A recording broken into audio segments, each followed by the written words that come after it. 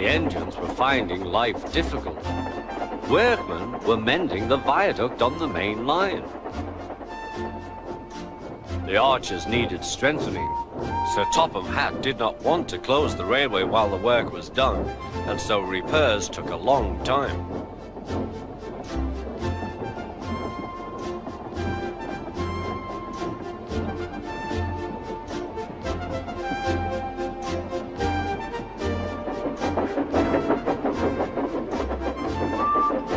The engines had to take great care when crossing the viaduct, and the delay often made them late on their journey to the junction, where they knew Thomas would be ready to collect his passengers.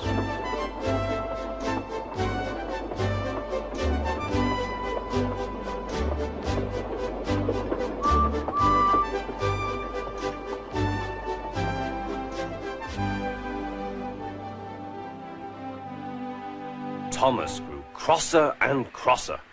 "Time's time," he grumbled. "Why should I keep my passengers waiting while Henry and James dawdle about all day on viaducts?" "Don't blame me," snorted Henry. "If we hurried across the viaduct, it might collapse, and then you'd have no passengers at all. What would you do then?" "Run my train on time for one thing," retorted Thomas.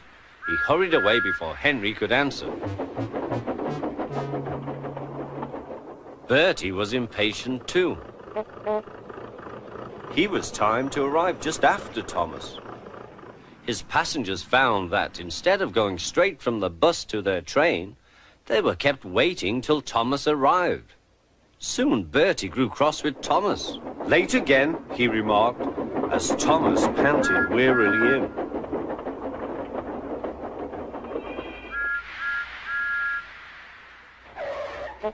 "We may be friends, but I thought you could go fast, Thomas.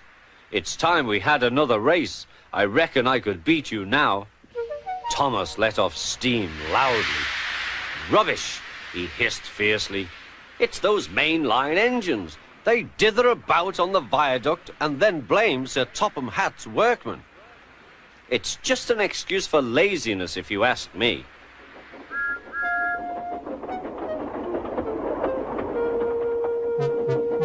One day, James was later than ever at the junction. "I'm sorry, Thomas," he puffed. "I was held up at the station, and the viaduct made it worse." "It's lucky for you I'm a guaranteed connection," grumbled Thomas. Before James could answer, he puffed importantly away. Come along," he panted to the coaches. Annie and Clarabel did their best, but Thomas soon found that he couldn't save much time.